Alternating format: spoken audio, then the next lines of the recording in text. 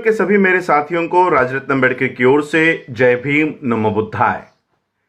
The untold Ambedkar के 11वें भाग में आप सभी लोगों का स्वागत है।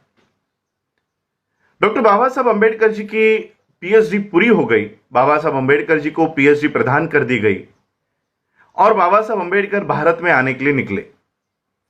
बाबा साहब अम्बेडकर जी के कार्यकर्ताओं को पता चला कि बाबा साहब अम्बेडकर जी को पीएचडी प्रदान कर दी गई है और बाबा साहब किस बोर्ड से आने वाले हैं, कौन से तारीख को मुंबई में पहुंचने वाले हैं, यह सारी जानकारी मुंबई के कार्यकर्ताओं को मिली।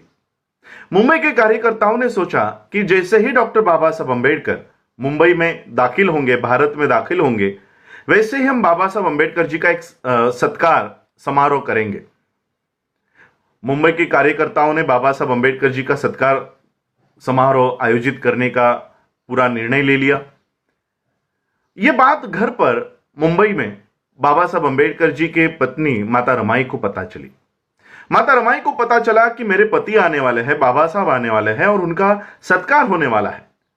माता रमाई ने इच्छा व्यक्त की कि मुझे मेरे पति का सत्कार अपनी आंखों से देखना है, बाबा साहब का सत्कार मुझे अपनी आंखों से देखना है। यह एक छोटी सी इच्छा माता रमाई ने व्यक्त की, लेकिन माता रमाई की एक बहुत बड़ी समस्या थी। माता रमाई की समस्या थी कि एक भी अच्छी साड़ी उनके पास बाबा साहब का वो सत्कार देखने, उस सत्कार समारोह में हाजिर होने के लिए एक भी अच्छी साड़ी उनके पास नहीं थी। जो साड़ी माता रमाई ने पहनी हुई थी वो 7 जगहों से फटी हुई थी और ऐसे फटे हुए साड़ी में बाबा साहब का सत्कार देखने के लिए जाए तो लोग बाबा साहब को ताना देंगे, बाबा साहब को बुरा भला कहेंगे कि देखो अपनी पत्नी को बाबा साहब कैसे रखते हैं। माता रमाई सोच रहे थे कि किस तरह से बाबा साहब का सत्कार देखा जाए। तब माता रमाई को याद आया कि कोल्हापुर के छत्रपति शाहू महाराज जी ने बाबा साहब का एक सत्कार करते समय एक पगड़ी, जिसे महाराष्ट्र में फेटा कहते हैं, वो पगड़ी, वो फेटा उनको पहनाया था और वो पगड़ी माता रमाई ने संभाल कर एक ट्रंक में रखी हुई है। माता रमाई ने वो ट्रंक खोला, वो पगड़ी निकाली और जहां जहां पर वो साड़ी फटी है वहां वहां पर लपेटकर माता रमाई डॉक्टर बाबा साहब अम्बेडकर जी का सत्कार देखने के लिए गई। अब बाबा साहब का सत्कार चल रहा है, पति का सत्कार चल रहा है, तो पत्नी ने मंच पर आकर बैठकर देखना चाहिए, लेकिन माता रमाई मंच पर नहीं आई। कम से कम पहले पंक्ति में बैठकर डॉक्टर बाबा साहब अम्बेडकर जी का सत्कार माता रमाई ने देखना चाहिए, लेकिन माता रमाई पहले पंक्ति में भी आकर बैठकर वो सत्कार नहीं देख रही थी। जहां पर डॉक्टर बाबा साहब अम्बेडकर जी का सत्कार संपन्न हो रहा था वहां पर एक पेड़ के पीछे छुप छुप कर बाबा साहब का सत्कार माता रमाई देख रही थी। अब बाबा साहब का ध्यान पूरे समाज पर था।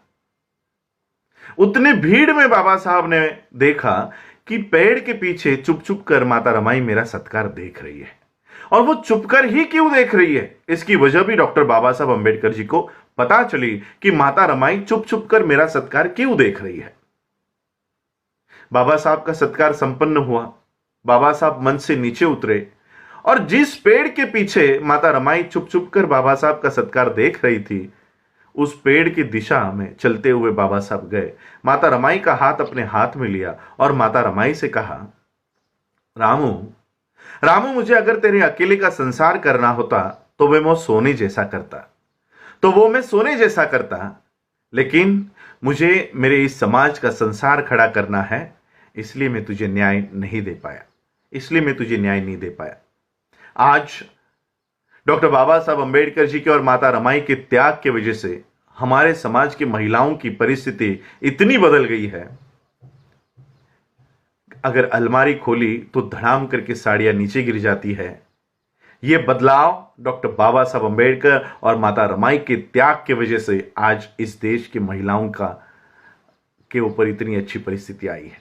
आज हमारे महिलाओं के बदन पर अगर अच्छी साड़ियां है तो वो माता रमाई के त्याग की वजह से है। अगर माता रमाई उस समय फटी हुई साड़ियां नहीं पहना होता तो आज हमारे महिलाओं के शरीर पर अच्छी साड़ियां नहीं आती।